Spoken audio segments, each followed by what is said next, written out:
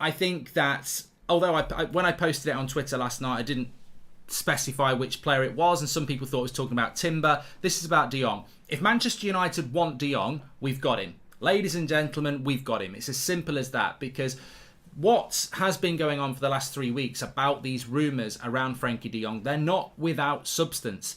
The reality is Barcelona are in big financial difficulty, and Xavi appreciates and likes a De Jong and would like to keep De Jong and add the players that he's looking at, like Rafinha and Lewandowski and Kessie and Christensen and Bernardo Silva and every other player that Xavi wants to build Barcelona out.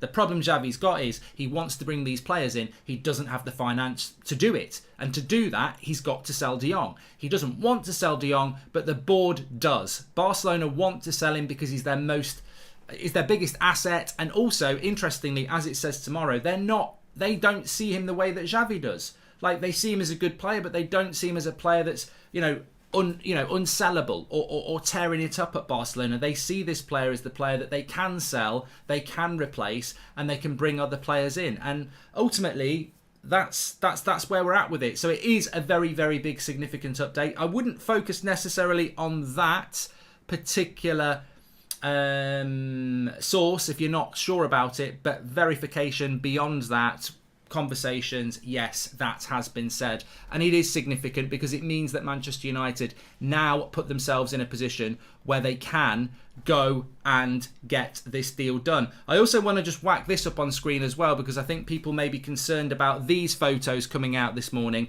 Frenkie de Jong was present at Barcelona's 22-23 kit photo shoot on May the 4th. In those days, the economic situation did not seem so extreme. So look, in relation to that, and that's coming from Gerard Romero, who's obviously been a very big part of this story from the start. Somebody tweeted this morning, I replied to it instantly. That picture, or any picture of Frenkie de Jong in the kits, is really not that significant. It isn't. It's just not that significant, because ultimately we've got Man United players wearing the new kits who are going to leave.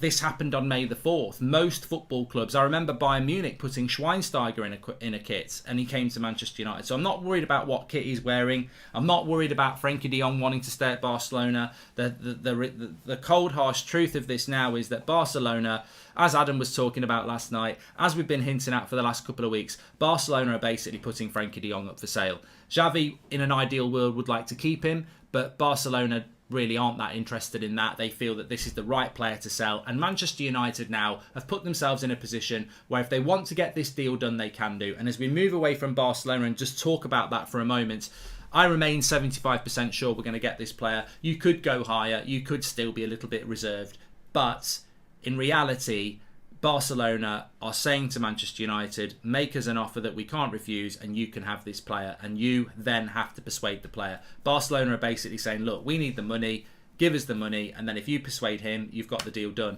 And at this moment in time, there is no other option. Barcelona need money and they need it fast. Manchester United have got the money because they really want this player, because Ten Hag wants this player. Persuading De Jong, agreeing a fee with Barcelona, these are things that are on us. And that's why I say we've got him, because it's on us to achieve that. And it's very similar to what we were talking about with Timber yesterday.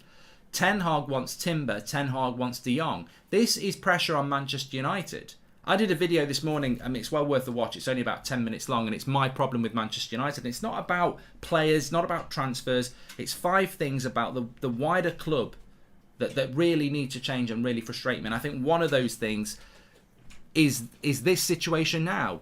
You've got Frenkie de Jong, you've got Timber. Go and do what you've not been very good at for the last 10 years. Go and secure these deals. We're not going to announce De Jong today, tomorrow, Monday, probably not even next Wednesday. I don't expect this deal to be at a deal agreed, deal done stage. Remember the 3 stages of a transfer. Deal agreed with the player, deal done with the club, an official announcement. And deal done is when you agree the deal with Barcelona. We'll probably do this the other way around. We'll probably do deal done with Barcelona. Then we'll have to agree the terms with Frenkie de Jong, and then we'll move on to official announcement. But this is a different type of deal for Manchester United, because we're not in the normal situation where a player expresses their interest in coming to Manchester United and then you go and speak to the club. Like with Timber. Timber's interested in coming to Manchester United. We're now speaking to Ajax. With this, De Jong has been waiting for this moment where Barcelona basically say, we want you to leave. And then we speak to De Jong. So we've got to agree personal terms with De Jong. We haven't done that. That's going to take some time. We've got to finalise the fee with Barcelona, but that should be achievable quite quickly. And it is in Manchester United's hands. It's pure and simple. It's in Manchester United's hands now, and it's what we do with that. So I am very encouraged for what that means. Nazare says, let's get it done quickly. I wouldn't call it Happy Frenkie Day, Daniel. I really do want to just drop a little bit of realism into this, that we're not at a point where tomorrow we get Frenkie de Jong as agreed deals and this, that and the other. Remember, he's playing tonight. You might want to watch him play tonight if you want to. They're playing Belgium. Well, he might not play. He might, Ronaldo didn't start last night for Portugal, did he? So he might not play. But he is in that situation now where we may well get a quote from him tonight. But the most important thing is that he has been waiting to find out the situation from Barcelona, and now he's had it delivered to him. You may well be at your dream club, but when they say to you, we're not happy with you and we want to sell you, do you just say, well, no, I want to stay? He's got to look at other options. And of course, you've got Ten Hag and Manchester United, hopefully, certainly Ten Hag saying, come here and we appreciate you. So, yeah, I think it looks very, very good for Manchester United. And as I said, there was a lot of excitement last night on socials, and it is a significant update that Barcelona in the last couple of days seem to be acknowledging their issues. As I said, their financial situation isn't great at all, and they do and are in a situation. Well, we've got a bit of an update. We can just add to we can just put it up on screen for you actually, and just show you some of the stuff that's coming out in relation to Barcelona at the moment. And it's not encouraging at all. Really, where was it? I wanted to look at something. Yeah, here we go. This is it from also coming in from Spanish reports. I like a good Spanish resorts. As of today, the salaries of the Barcelona players who must be paid on June the 30th are not guaranteed due to the ongoing economic crisis. There's all sorts of stuff going on with Barcelona. We spoke about this CVC rule that deal that they turned down yesterday. I think it's around £1.9 billion that's up for grabs for La Liga clubs, and what they effectively have to do with that, they don't all get 1.9 billion, but they signed this deal, and it's all about promoting La Liga through socials and technology and everything like that. You get a proportion of money. 70% of it has to be spent on developing those things. I think 15% can go on player recruitment and 15% can go on debt. Barcelona don't want to sign that deal. They could have signed that deal. They would have got some money. They don't want to sign that deal, I think basically because they think it's a bad deal for Barcelona, and that they want to keep those sort of things back for themselves and do it independently. Donny might help convince him too, even though Ollie never played him. The fans always chanted his name, even when he was on the bench, as Joshua Bellwater. So yeah, I think with Donny van der Beek, I wouldn't be worried. Like I said, we've put it up about the kit situation with Donny van der Beek. Frenkie de Jong. He has been pictured in the kit, and I wouldn't be worried about that.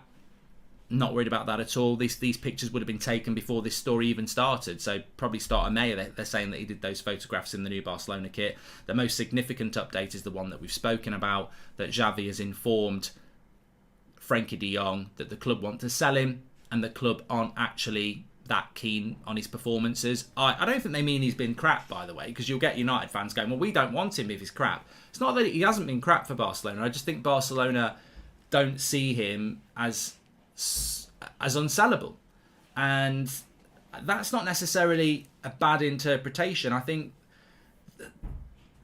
we're at a point here where Barcelona are desperate for money. Manchester United really want Frenkie de Jong, and that sort of goes hand in hand, doesn't it? So I think if this was Messi, they probably wouldn't want to do it because he's so symbolic. They had to do it, though. They had to do it, and I suppose that's the precedent here. I think some people are in denial, saying, well, they're not going to sell him, they'll find a way of finding money. This is a club that less than 12 months ago let their most iconic player go. Messi went for financial reasons. So you can't sit there with any certainty and say, oh, they'll find a way. They'll find another way. They'll do another deal. They'll find some... Well, they didn't do it with Messi. Viruj, welcome to the Members Club. Just a reminder, actually, if you want to become a member, click